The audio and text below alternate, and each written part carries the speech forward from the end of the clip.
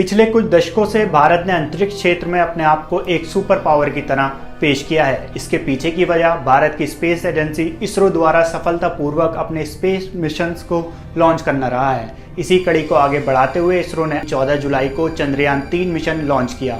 इसरो के शुरुआती 2 चंद्र अभियानों के बाद ये तीसरा अभियान है। चंद्रयान 1 को 22 अक्टूबर 2008 में लॉन्च किया गया था। इसके बाद साल 2019 में चंद्रयान 2 लॉन्च किया गया, पर आखिरी मौके पर यान से संपर्क टूटने के कारण ये मिशन पूरी तरह सफल नहीं हो पाया था। चंद्रयान 3 मिशन चंद्रयान 2 का ही फॉलो ऑन मिशन है। इसका मकसद चांद पर पानी और कई दूसरी चीज़ों की खोज करना है। अगर इसमें सफलता मिलती है तो आने वाले वक्त में भारत मून टूरिज्म और चांद पर इंसानी बस्ती बसाने का सपना देखने वाले सभी देशों के बीच एक बड़ी पावर बनकर उभरेगा। चलिए आपको बताते हैं चंद्रयान 3 मिशन है क्या। इसरो की वेबसाइट पर मौजूद जानकारी के मुताबिक चंद्रयान 3 चांद पर खोजबीन करने के लिए इसरो द्वारा तैयार किया गया तीसरा चंद्र मिशन है। चंद्रयान 2 का ही फॉलो ऑन है, क्योंकि चंद्रयान 2 सफलतापूर्वक चांद की कक्षा में प्रवेश करने के बाद अंतिम समय में सॉफ्टवेयर में आई गड़बड़ी के कारण सॉफ्ट लैंडिंग नहीं कर पाया था और इसरो ने इससे संपर्क खो दिया था। सॉफ्ट लैंडिंग का दोबारा सफल प्रयास करने के लिए इसरो ने पिछली खामियों को दूर करते हुए मिशन चंद्रयान 3 लॉन्च किया है। इसमें चंद्रयान 2 के समान एक लैंडर और एक रोवर होगा, लेकिन इसमें ऑर्बिट नहीं होगा।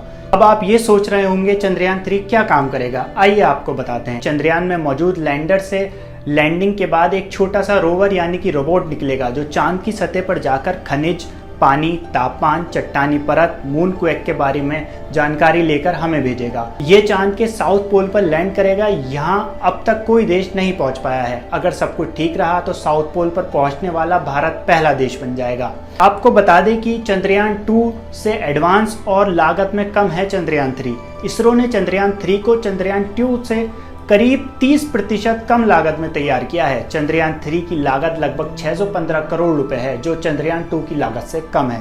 चंद्रयान 2 की लागत लगभग 850 करोड़ रुपए थी, जो चंद्रयान 3 के बजट से करीब 235 करोड़ अधिक है। 2019 में चंद्रयान 2 के चांद पर भेजा गया था तो उसके 3 हिस्से थे: ऑर्बिट, लैंडर, रोवर। तब ऑर्बिटर की लॉन्चिंग कामयाब रही थी और वो आज भी चांद के चारों ओर घूमकर हमें इंफॉर्मेशन भेज रहा है। इस बार चंद्रयान में ऑर्बिटर नहीं है। इसरो का लेटेस्ट टेक्नोलॉजी का इस्तेमाल करना और रिसोर्सेज का किफ़ायती तरीके से उपयोग करना भी इस कम लागत की वजह है। अब आपको बताते हैं कि चंद्रयान का चांद की सतह पर सॉफ्ट लैंडिंग करना इतना मुश्किल क्यों है। चांद पर भेजे जाने वाले रॉकेट या व्हीकल को 4 लाख किलोमीटर दूर धरती से कंप्यूटर द्वारा ही कंट्रोल किया जाता है। ये प्रक्रिया पूरी तरह आर्टिफिशियल इंटेलिजेंस पर निर्भर करती है। व्हीकल में लगे सेंसर्स के द्वारा ही वैज्ञानिक अनुमान लगा पाते हैं कि लैंडर कहाँ पर है, कितनी दूरी पर है। इसी कारण कई बार टेक्निकल ग्लिच आ जाते हैं, पर इसका चंद्रयान 3 में खासा ध्यान रखा गया है। इस मिशन की सफलता के बाद भारत चांद पर सॉफ्ट लैंडिंग कराने वाला दुनिया का चौथा देश बन जाएगा।